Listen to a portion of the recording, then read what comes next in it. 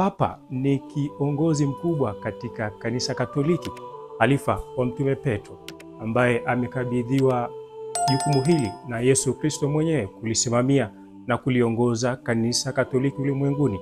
Lakini sio kulisimamia kanisa peke yake, huyu pia ni rais wa nchi ya Vatican.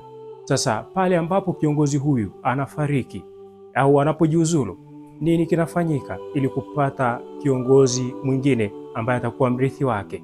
Sasa kama ni mmoja wapo ambaye afahamu mchakato huu unafanyikaje, karibu ungane nami katika makala hii maalum.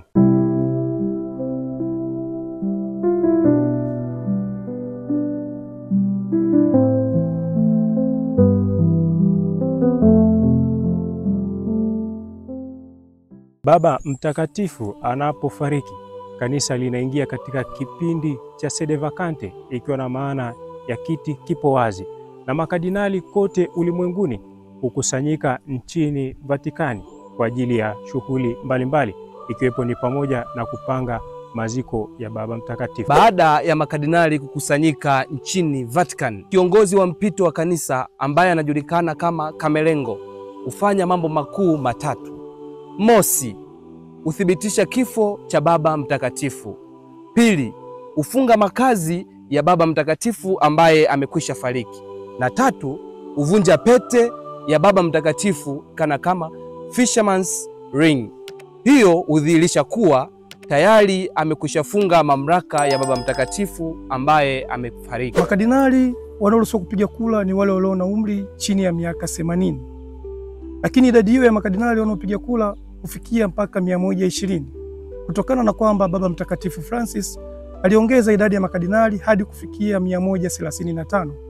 Kati ya hao 135 watakaopiga kura ni makardinali 133, na wawili miongoni mwao hawawezi kushiriki kutokana na sababu mbalimbali zikiwemo za kiafya.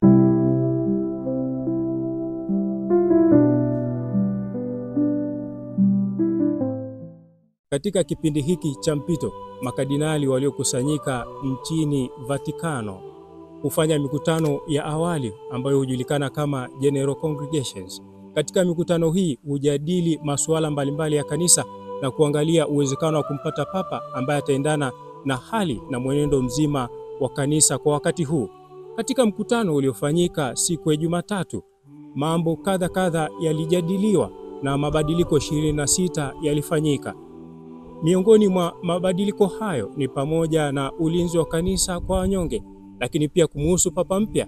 Wengi wanataraji kumpata papa ambaye atakuwa karibu zaidi na watu, lakini ambaye atakuwa mlango wa umoja na atakayewakusanya wote kwa Kristo. Sanjari na hayo, mchakato mzima wa kumchagua papa mpya hufanyika katika kikanisa cha Sistine nchini Vatikani, na pia usalama wa hali ya juu pamoja na utaratibu makini sana huongoza na usimamia utaratibu mzima wa kumchagua papa mpya.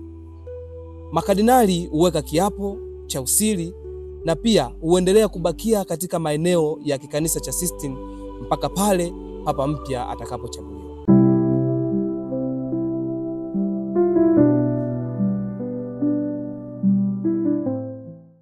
Mchakato mzima wa uchaguzi hufunguliwa kwa ibada ya misa takatifu ambapo hufanyika ndani ya Basilika la Mtakatifu Petro mjini Vatican. Baada ya hapo hufuatiwa na maandamano kuelekea katika kanisa la Sistine ambapo ndipo shughuli nzima ya uchaguzi hufanyika. Baada ya makardinali kuweka kiapo cha usiri, hutamkwa neno extra omnes, ikimaanisha wote nje, yaani wale wote ambao hawahusiki na uchaguzi wa Baba Mtakatifu kutoka nje, na mlango wa kikanisa cha Sistine hufungwa. Baada ya Sistine Chapel kufungwa, basi mchakato mzima wa kumchagua papa mpya huanza. Na hivyo basi mchakato huu huwa ni wa kipekee sana, wa kiroho na wenye heshima kubwa sana. Kila kardinali ambaye yupo ndani ya Sistine Chapel hupewa karatasi ndogo yenye maandishi ya Kilatini ambayo yanasomeka kama Eligo in Summum Pontificem, yaani ikimaanisha namchagua huyu kuwa papa mkuu wa kanisa. Hivyo basi kardinali huandika jina la yule ambaye anamchagua kuwa papa, na maandishi hayo huandikwa kwa umakini mkubwa yakieleza kuwa ni nani anamchagua kuwa papa mkuu wa kanisa. Ili kardinali achaguliwe kuwa papa, inahitajika apate thuluthi mbili ya kura zote, sawa na 88.66%. Idadi ya makardinali wanaoingia katika uchaguzi mwaka huu makardinali 133. Hivyo basi, kardinali anayechaguliwa kuwa papa inahitajika apate kura 89 na zaidi. Hii inaonyesha kwamba papa anapatikana kwa makubaliano ya nguvu, na sheria hii inaonyesha umoja na uhalali katika kanisa. Ila baada ya upigaji kura, kura huhesabiwa na huhakikiwa. Kama Baba Mtakatifu amepatikana, kura huchanganywa na kemikali maalum na huchomwa, na hivyo hutoa moshi mweupe kuashiria kwamba Baba Mtakatifu amepatikana. Kama Baba Mtakatifu hajapatikana, kura huchanganywa na kemikali maalum na kuchomwa, na hivyo hutoa moshi mweusi kuashiria kwamba Baba Mtakatifu hajapatikana. Mchakato huu huendelea siku inayofuata katika awamu 4, awamu 2 asubuhi za upigaji kura na awamu 2 za upigaji kura jioni. Kwa kuwa hakuna mawasiliano ya moja kwa moja ya kinachoendelea katika kikanisa cha Sistine, namna pekee ya kuwasiliana na watu waliokusanyika kwa subira wakingojea kwa hamu kutangazwa kwa Baba Mtakatifu, kiashiria pekee ni moshi unaotoka katika bomba lililowekwa juu ya kikanisa cha Sistine. Fahamu zaidi juu ya bomba hili ambalo hutoa moshi mweupe kama Baba Mtakatifu amepatikana na moshi mweusi kama Baba Mtakatifu hajapatikana. Tumekuandalia makala maalum katika chaneli yetu ya YouTube. Baada ya Baba Mtakatifu kuchaguliwa, naye akishakubali uko uchaguliwa kwake, basi baada ya Baba Mtakatifu kuchaguliwa naye akishakubali uko uchaguliwa kwake, basi uchagua jina lake ambalo atalitumia kama Baba Mtakatifu. Baba Mtakatifu aliyechaguliwa huenda kwa muda kusali. Baada ya Baba Mtakatifu kusali kwa kipindi kidogo, mkuu wa baraza la makardinali huenda katika roshani ya kanisa la Basilika la Mtakatifu Petro, na hapo ndipo umtangaza Baba Mtakatifu aliyechaguliwa. Maneno ambayo hutumika katika kumtangaza ni maneno ya Kilatini ambayo yanasomeka kama Habemus Papam, yaani manake tunaye papa. Hivyo basi, baada ya kutangazwa katika roshani ya Basilika ya Mtakatifu Petro, Baba Mtakatifu aliyechaguliwa hutoka nje na kuwasalimu watu, na kishapo hutoa baraka kwa ulimwengu na kwa kanisa zima.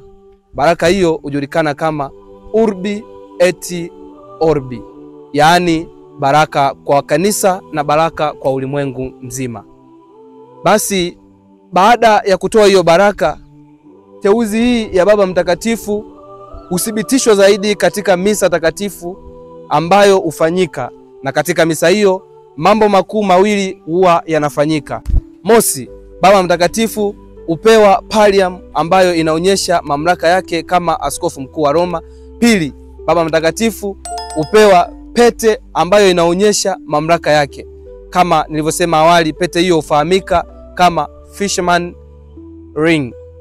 Hiyo pete huonyesha mamlaka ya Baba Mtakatifu. Hivi punde inatarajiwa maelfu kwa maelfu watakusanyika katika uwanja wa Mtakatifu Petro mjini Vatikano, wakiwa wamejawa na hamu kubwa ya kutaka kumjua Baba Mtakatifu mpya atakayechaguliwa ili kuliongoza kanisa Katoliki ulimwengu mzima.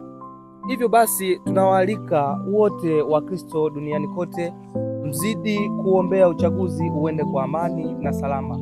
Na hivyo basi, Baba Mtakatifu ambaye atachaguliwa azidi kuwa imara na kuliongoza vema kundi alilopewa na Bwana.